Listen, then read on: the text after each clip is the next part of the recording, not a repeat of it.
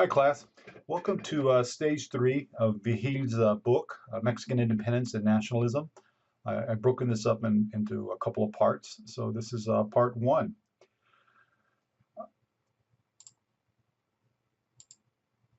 All right. So as a reminder, the practice of colonialism usually involved the transfer of a population to a new territory, where the arrivals lived as permanent settlers while maintaining political allegiance to their country of origin.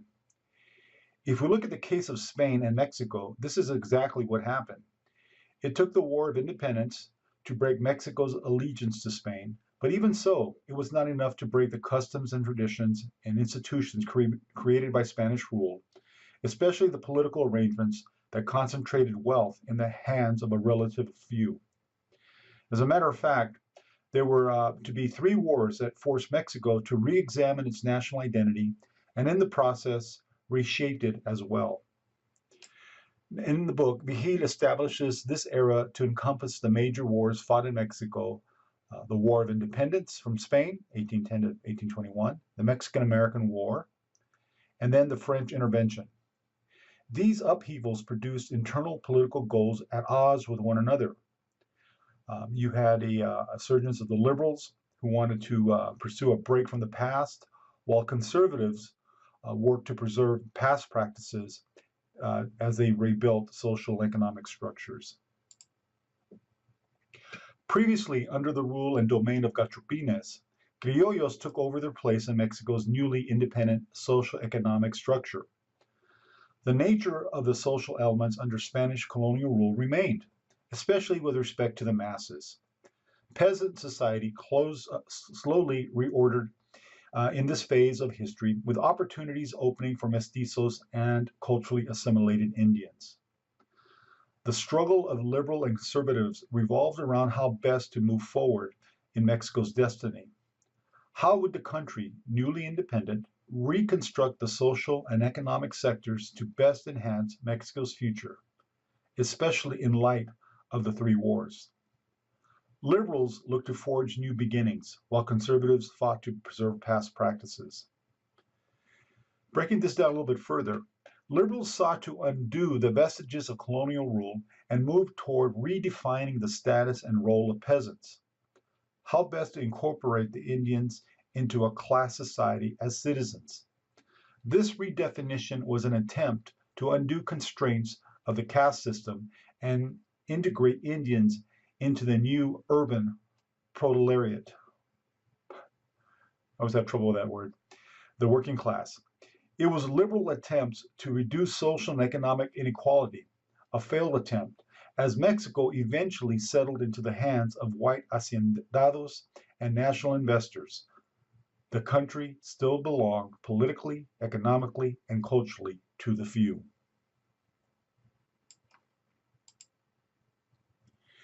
Land reforms and unintended outcomes. Vigil goes into the overview of how haciendas continue to exploit Indians and peasants of Mexico. Whereas peasants were self-reliant on the fruits of their labor, so to speak, as laborers, though, these new working arrangements focus them to rely on their wages. President Benito Juarez initiated well-intended land reforms that allow for the sale of Indian communal and mission lands. He intended for this new policy as a means to promote individual ownership by peasants. But the opposite occurred. Land ownership fell to the wealthy. Later, under President Porfirio Diaz, 11,000 hacienda owners gained control over 57% of the land in Mexico by dispossessing villagers. The changes resulted in 15 million people without land they previously were able to work and own. Land reforms resulted in a deterioration of autonomy Indians held previously. Their communal pattern of self-sufficiency began to break down. They had to rely on others. The wealthy held their lands in the form of haciendas. These haciendados, these owners, accumulated greater power as their land ownings grew. The expansion of haciendas required more cheap labor, conveniently supplied by dispossessed Indians. This expanded economic model altered the relationship of peasants, converting them now to laborers. They still worked the lands, but not as owners, but as employees, peasants. This relationship stripped them of any economic independence, placing them at the mercy of their employers. Haciendas were not immune from economic downturns Mexico experienced.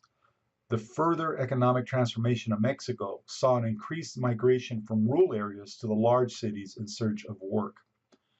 These folks, as a result, many left haciendas for the cities, seeking employment and urban migration that included women.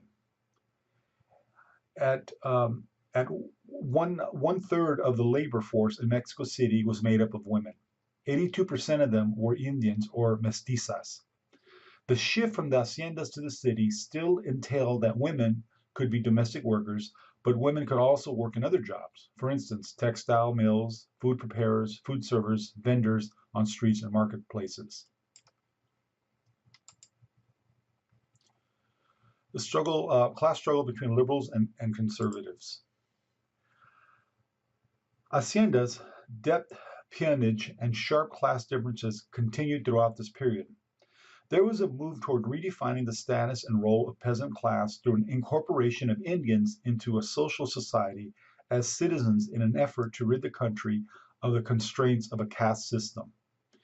As you may recall, the casta, or the caste system, formed distinct social lines that reminded Mexicans of their roles. Those born in Spain were peninsulares, from the Iberian Peninsula, often referred to as gachupines. And those born in Mexico of Spanish parents were referred to as criollos.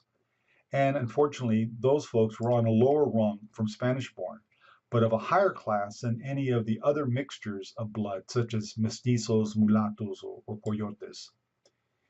Even with these efforts of reform, this restructuring did little to reduce the social and economic inequalities. Instead, the country's wealth continued to reside with the wealthy, white hacendados, and national foreign investors.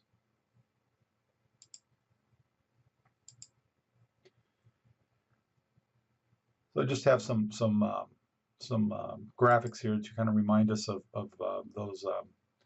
those previous social lines, social class lines. And again, this is a mestizo, the mix of a Spanish man with an Indian woman. All right, so let's shift gears. Events in northern Mexico. In this section, Vigil shifts his focus from southern Mexico to that of the northern territories. He examines social class patterns as a means to later understand the aftermath of the U.S.-Mexico War. He is laying the groundwork for our understanding of Chicano identity and the social structures that are to form later in the Southwest. As with any large country, the greater the distance an entity lies from the seat of power tends to produce more autonomy and independence, and such was the case of California, New Mexico, and Texas. In the Northern Territories borderlands, these places replicated some of the land ownership and relationships that were existent in southern Mexico. If you remember the haciendas, well, California adopted a similar small-scale hacienda system. And it was gente de razón who took on a life of leisure while the Indians and mestizos performed the ranch duties. So let's get a little bit into the gente de razón. I wanted to include some of these graphics here for us. You know, I think this kind of strikes to the Californios, if you will. Vigil makes a case that California land ownership replicated that of Mexico and its use of haciendas. Instead of haciendados, landowners were referred to as gente de razón, or people of reason, usually all non-Indians. That's an important distinction. So it's kind of, in some sense, replicating the caste system. In other words, that you wouldn't have gente de razón that were Indians. These smaller scale hacienda systems prevailed, with land ownership again determining social rank and roles. As we learned in the colonial Mexico, when Spanish established an elaborate pecking order to coincide with Spanish bloodlines, the castas, here too a pecking order formed. Some argued that the social order in Spanish California resembled that of the Deep South in the United States, with the gente de razón being the equivalent to plantation owners, native California Indians as the slaves, and Mexicans considered the poor white trash. Later, Mestizo and Indian immigrants served as a source of unskilled laborers. This group of people spoke poor Spanish and were often seen as barely better than that of the California Indian, and they came to be called cholos, Indians in transition from one culture to another, considered marginal to both cultures. While cholos occupied the lower social rungs of Mexico, while in California they were one up on the ladder, above native California Indians, and unlike that group, allowing them to ascend the social hierarchy. This social hierarchy was especially pronounced with respect to women, involving sexual conquest and violence in the female community. Indian females living at the mission were regarded as less than the Spanish and Mexican women. The reputation of gente de razón was one of leisure existence, as they prefer to socialize and gamble and ride horses, have a merry old time. The word fandango actually comes from that era. This life of leisure required a diligent workforce, hence the reliance on Indians and mestizos. So again, here just some old paintings depicting life on the farm, so to speak. A lot of dancing, a lot of partying, fine clothes, fine horses.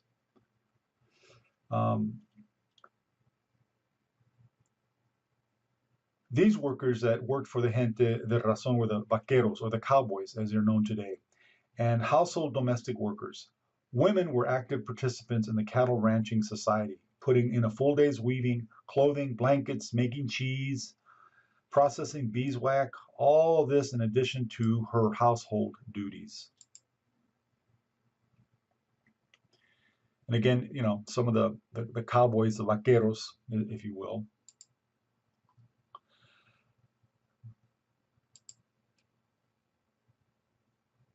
And life out on the range there. So California mission life. If you attended grade school in California, you no doubt learned about the California mission system. The Spanish allowed the Catholic Church to aid in colonization of the Mexican territories by converting the indigenous population, Indians, to Christianity. In this area, our local area here where Palomar resides, we can point to the mission in San Diego, the mission San Luis Rey in Oceanside, and just up the coast, the mission in San Juan Capistrano. All of the mission settlements ran along the California coast to facilitate the export of goods. As in colonial Mexico, once again, Indian labor was used to work mission land holdings. They tended to livestock and produced the marketable goods. During this period, Mexico had to send in troops to maintain order in the northern territories. And with military installments called presidios, the products and produce from the missions and pueblos forged a triad between the three entities, between the missions and the presidios and the ranches. The 21 mission system would later be broken up after Mexican independence, resulting in church lands being redistributed in the form of land grants and ranchos, or ranches. And here again, just some of the pictures of what was going on there in mission life.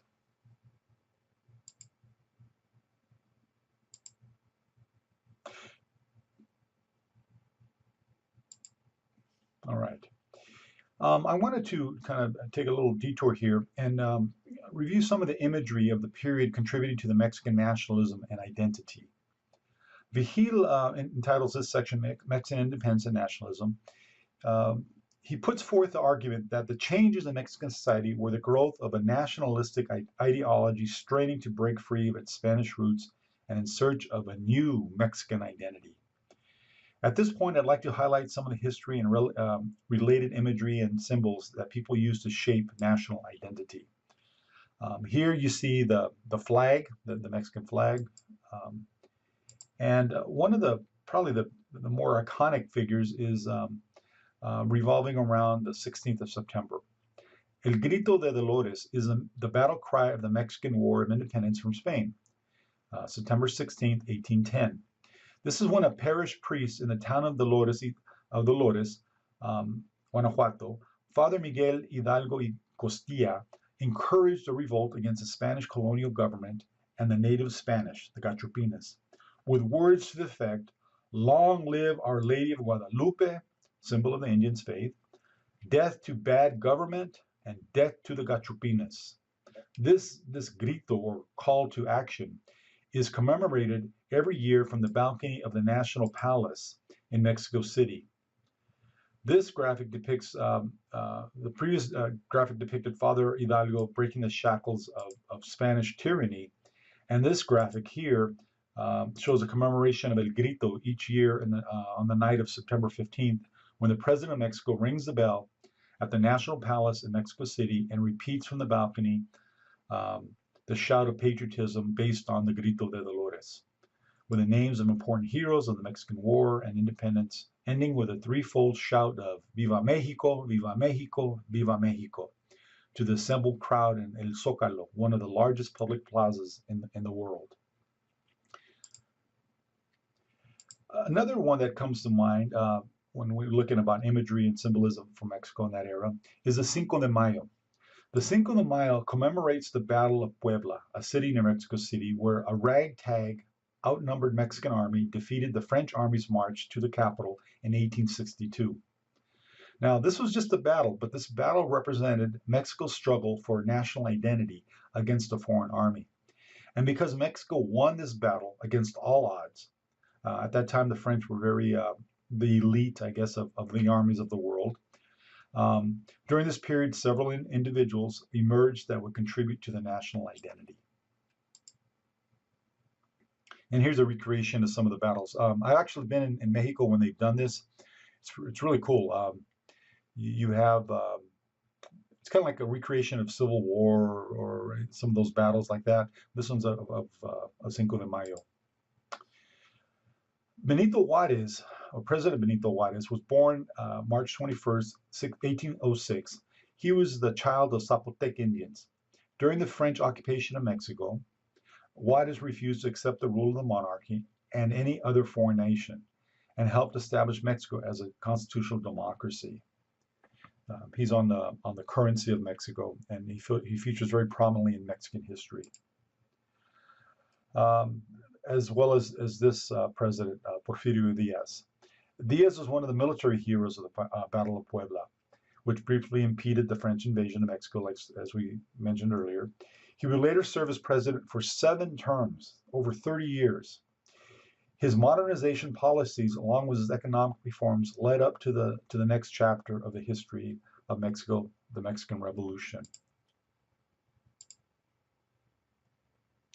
All right, class, that's it for me.